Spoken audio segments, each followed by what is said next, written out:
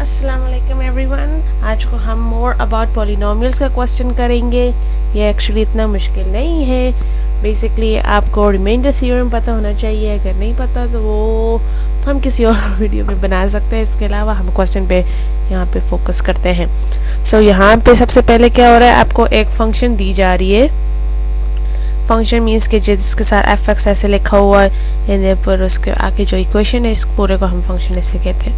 And फिर बता रहे हैं कि सी कांस्टेंट है। वो इसलिए आपको बता रहे हैं कि आपको सी का अननोन ना मिल जाए। इवन तो यहाँ पे अननोन है लेकिन आंसर में नंबर आना चाहिए। इसका मतलब इसको हमने फाइंड करना होगा। अगर वो डायरेक्टली आपको ना भी कहें कि फाइंड सी, आपको फिर भी फाइंड सी करना लाजमी है। सो लेट्स सी आगे क्या हो रहा है। तो आगे कह रहे हैं कि ये जो फंक्शन ऑफ एक्स है ये डिवाइडेड बाय एक्स माइनस 2 जब करें तो रिमाइंडर ये है।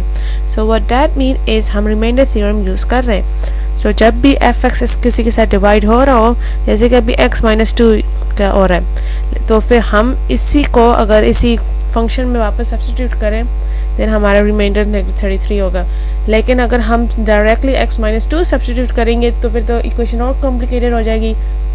तो हम ऐसे रिमाइंडर थ्योरम नहीं करते। इंस्टेड हम x की जगह कुछ और नंबर डालते हैं। जो भी इसका वैल्यू आएगा ना, तो उसका वैल्यू ढूंढने के लिए आप इक्वल्स टू 0 करें, देन आपको मिल जाता है ये +2 है। सो ये +2 जो होगा वो आप इस फंक्शन में सब्स्टिट्यूट करोगे। सो व्हेन आप जब इसको सब्स्टिट्यूट करोगे उसका आंसर -33 होगा। एंड उस तरीके से आपको c की भी वैल्यू मिल जाएगी। तो लेट्स सी कैसे आएगा। इसको पहले तो मैं साइड में रखूं या सो लेट्स कंटिन्यू।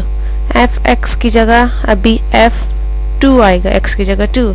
सो हम लिखेंगे f2 इक्वल्स टू -33। -33 इसलिए बिकॉज जब वो x माइनस 2 के साथ डिवाइड हो रहा है तो रिमाइंडर -33 है, तो हम भी ऐसे ही करते हैं।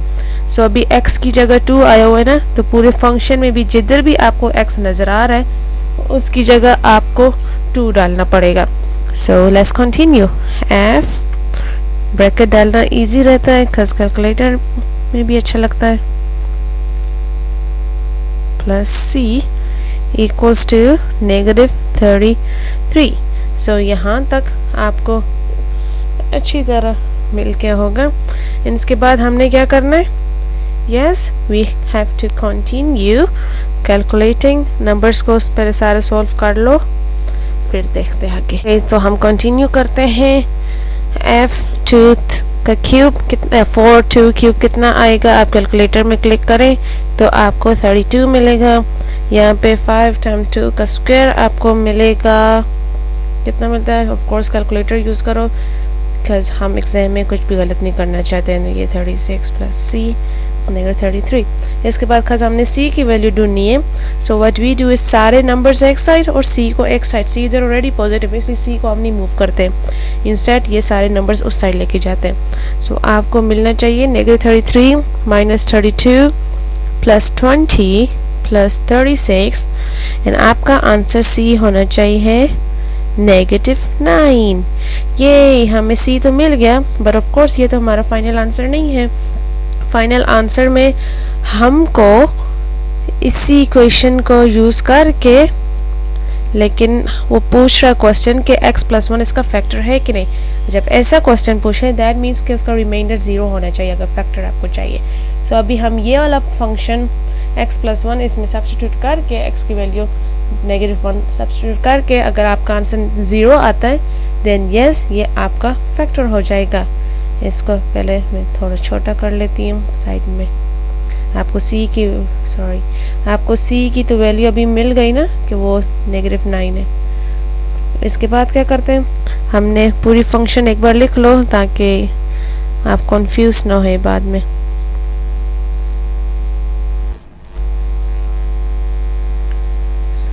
x - 9 ओके, c की जगह -9।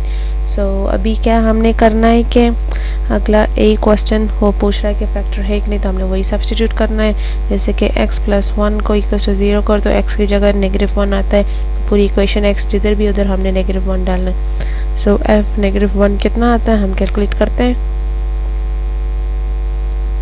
आप भी कैलकुलेटर से डायरेक्टली कर सकते हो ऑफ कोर्स।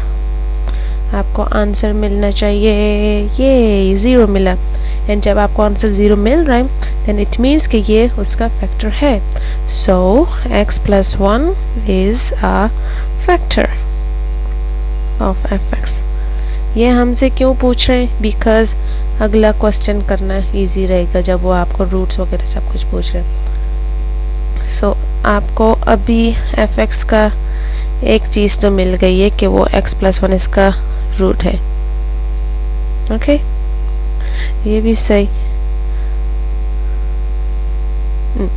अभी फिर बी क्वेश्चन पढ़ते हैं। वो कहते हैं कि कोई कहते हैं कि इसके फंक्शन जब इसको हम इक्वल टू 0 करें तो सारे रैशनल नंबर्स हैं।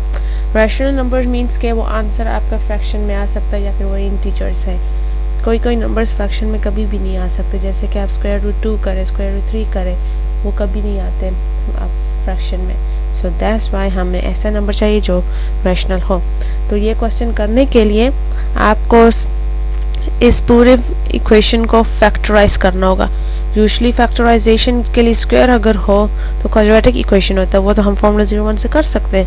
बट नाउ यहाँ पे क्यूबिक इक्वेशन है, तो इसके लिए करने के लिए हमको लॉन्ग डिवीजन यूज़ करना पड़ेगा। ओके लॉन्ग डिवीजन में क्या होता है कि जैसे आपने बचपन में प्राइमरी स्कूल में डिवीजन करते थे उसको लॉन्ग डिवीजन करते हैं। फॉर एग्जांपल 7 / 3 था, 3 टाइम्स कितना 7 आता है, 3 2 6, पीछे 1 बच जाता है, तो इसलिए इसको हम लॉन्ग डिवीजन कहते हैं। सो अननोन्स के लिए भी होता है, ऑफ कोर्स पॉलिनोमियल्स के लिए भी होता है, इनको भी हमने करना पड़ेगा। So let's do. पर वो करने के लिए हमें एक फैक्टर चाहिए होगा, तो फैक्टर हमें यही क्वेश्चन इसलिए पूछते कि आप लॉन्ग डिवीजन आगे कर सके।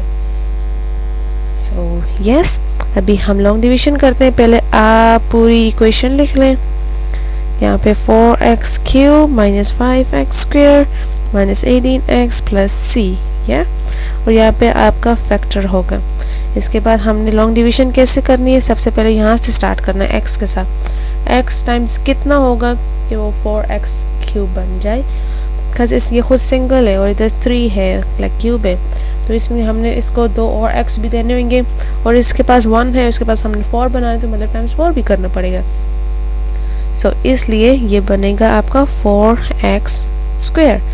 ओके हमने इसको तो कर लिया, तो 1 को क्या करें, बिकॉज उसको तो हम अलोन नहीं छोड़ सकते। सो x टाइम 4x² आपको मिला 4x³ या एंड उसको कर लिया, तो हम 1 को भी उसी के साथ ही करेंगे। सो 1 टाइम्स 4x² आपका मिलेगा 4x²। ये और तो कुछ नहीं है, इसलिए हमने लाइन डाल दी। एंड इसके बाद ऑफ कोर्स जैसे बचपन में करते थे इधर हिडन माइनस होता था, तो हम वो भी करेंगे। 4 - 4 तो 0 हुआ, एंड -5 - +4 आपको मिलना चाहिए -9x²। बाकी चीज़ें आप वापस लिख सकते हो। And by the way c की जगह हमने क्या लिखना है, यस -9, बिकॉज वो हमने पार्ट ए में ऑलरेडी कैलकुलेट कर लिया था। सो इसके बाद हमने क्या करना है, x टाइम्स कितना -9x² होगा, आगे आपको ऑलरेडी आता है इसलिए मैंने जल्दी करना है। -9x 1 को भी इसी के साथ टाइम्स करना है। सो आगे फिर से बचेगा -9x - 9। सो x टाइम्स कितना -9x होता है, यस -9, हमने भी वही लिखना है। एंड बी केयरफुल, यहाँ पे रिमाइंडर आपका कुछ नहीं होना चाहिए। अगर रिमाइंडर आपको हो तो दैट मीन्स कि आपका ये फैक्टर नहीं था, जब वो फैक्टर हो तो आपको रिमाइंडर 0 रहता है। सो लॉन्ग डिवीजन से आपको अभी मिल गया है कि यह आपका फैक्टर था और यह आपका क्वोशिएंट था। सो ये दोनों चीज़ों को जब आपस में मल्टीप्लाई करते हैं तो ये निकल आता है। सो इन अदर वर्ड्स हम इसी इतनी लंबी इक्वेशन को इन दोनों फॉर्म्स में भी लिख सकते हैं। वो अभी लिखते हैं पार्ट बी के लिए। सो इट बिकम्स 4x³ था, पूरे इक्वेशन लिखते हैं पहले। That will be equals two factor और जो क्वोशिएंट था ये था, लेकिन अभी भी फिनिश नहीं हुआ है। That is just fx right, और हमने ढूंढना क्या है, वो पूछ रहे हैं कि अगर fx इक्वल्स टू 0 करें तो फिर वो उसकी वैल्यू सारे रेशनल नंबर्स आते हैं कि नहीं। सो उसके लिए आपको अभी भी इसको कैलकुलेट करना पड़ेगा। इसको अगर हमने इक्वल्स टू 0 करना हुआ, लेट्स यूज अनदर कलर, इसी को, ये हमारा fx था, इसी को अगर हमने 0 करना तो 0 करने के लिए मतलब कोई चीज़ आपस में 0 के साथ टाइम्स हो तभी आंसर 0 होता है। इन अदर वर्ड्स अगर ये 0 या ये 0 या फिर ये 0 है तो हम लिखते हैं x + 1 = 0 और 4x² - 9x - 9 = 0। x + 1 = 0 तो x की वैल्यू -1 आती है।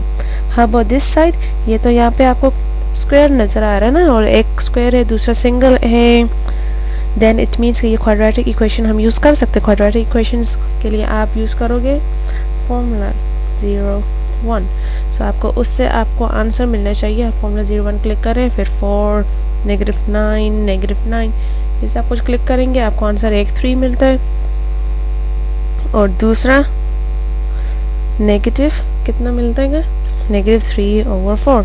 यस, सो अभी फिर हमने देखना ये सारे रूट्स हैं, रूट्स मीन्स के आंसर्स हैं। So are these all rational numbers? Rational numbers means या तो वो इंटीजर्स हों, इंटीजर्स मीन्स के कोई पॉइंट्स ना हो, कोई और भी फालतू इनके पास ना हो, या तो फिर वो फ्रैक्शन फॉर्म में हो। ऑफ कोर्स ये सारे हैं, दैट्स व्हाई वी से वी एग्री। बस इतना सही लिखना है, ज़्यादा नहीं लिखना है। आई होप आपको ये क्वेश्चन समझ आया हो, इफ नहीं भी आया हो तो आप मुझे IG पे पूछ सकते हो। Thank you.